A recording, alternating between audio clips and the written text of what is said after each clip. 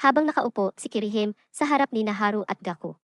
Isang maleta na puno ng sariwang perang papel, 100 milyong yen ang laman, ang nakalagay sa pagitan nila. Isang alok, isang hamon, at isang pagpapakita ng kapangyarihan ng sabay-sabay. Kirihime, ang matapang na tagapagmana ng Dragon Bank, ay tumagilid at tumingin ng matalim sa dalawa. Mag-invest ako, anya, ang boses niya ay malambing pero may diin. Pero sa ilalim ng mga kondisyon ko. Gusto ko ng 51% na share. Nanigasig ako. Bumilis ang takbo ng utak niya, 51% ay nangangahulugang kontrol. Kung papayag sila, hindi na magiging kanila ang trillion game. Kapag naging pinakamalaking shareholder si Kirihime, magiging pagmamay-ari na nila ito.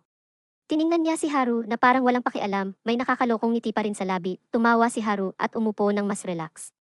Ano to? Balak mo ba kaming talian? Napangiti si Kirihime, may pilyang ekspresyon sa mukha. Kayo mismo ang nagsabi. Kung gusto ko kayo, dapat bilhin ko kayo. Hinaplos niya ang maleta ng pera. At gusto ko kayo. Sobrang gusto ko. Hindi ko na matiis. Parang signal iyon para sa kanyang assistant na lumapit at pinakita sa ipad ang mga larawan ng lahat ng investors na nilapitan ni Haru at Gaku. Pero hindi lahat, kundi ang pinakamalalakas lang, ang pinakamakapangyarihan at lahat sila ay tumanggi. Tinalikuran na kayo ng lahat ng malalaking pangalan, malamig na sabi ni Kirihime. Ako na lang ang natitira. Ako ang tanging pag-asa ninyo. Tahimik ang buong silid. Hanggang sa ngumiti si Haru. Pag-iisipan namin. At umalis ang dalawa, iniwan ang tambak ng pera na parang wala lang. Kinagabihan, nagliliwanag ang kalsada sa Oktoberfest, Tokyo, habang naghalo ang tunog ng tawanan at masayang musika. Hawak ang kanilang beer mugs, nakihalo sina Haru at Gaku sa masiglang selebrasyon, pansamantalang nakakalimutan ang bigat ng negosasyon kanina. Sa wakas, si Gaku ang unang bumasag ng katahimikan. Kapag tinanggap natin ang alok ni Kirihime, magiging pagmamay-ari niya tayo. Uminom si Haru, nakangiti pa rin. Ngayong araw, hindi tayo nakakuha ng pera, anya. Pero may nakuha tayong mas mahalaga, isang pangako. Napakunot noo si Gaku. Pangako. Pang-akit. Kumislap ang mga mata ni Haru sa pananabik. Ang mundo ng investment ay umiikot sa imahe. Sa paningin ng iba, si Kirihime ay Dragon Bank, isa sa pinakamalalaking financial powers. Kapag nag-invest siya sa atin, kahit sa salita lang, maniniwala ang mga tao na tayo ay isang malaking oportunidad. Ang paniniwala nila ang magdadala ng totoong investors. Ang pera ay sumusunod sa kredibilidad. Natahimik si Gaku, iniisip ang sinabi ni Haru. Pero kahit sinong tanga, hindi maniniwalang bigla na lang tayong binigyan ng Dragon Bank ng 100 milyong yen.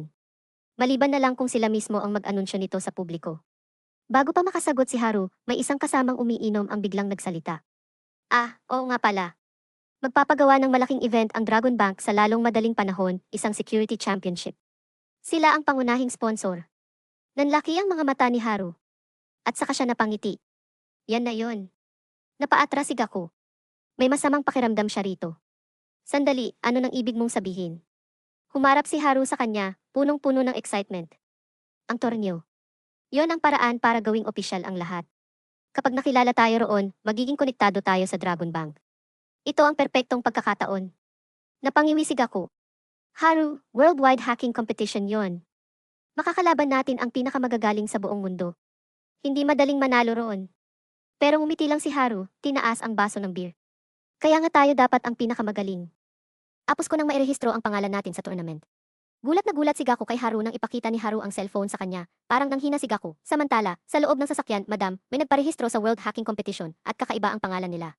May pangalang Trillion Game. Alam kong sasali sila, sabi ni Kirihime, pati ang mga ibang kalahok sa tournament at nagulat sa kakaibang pangalan. Kinabukasan, pumunta sina Haru at Gaku sa loob ng library.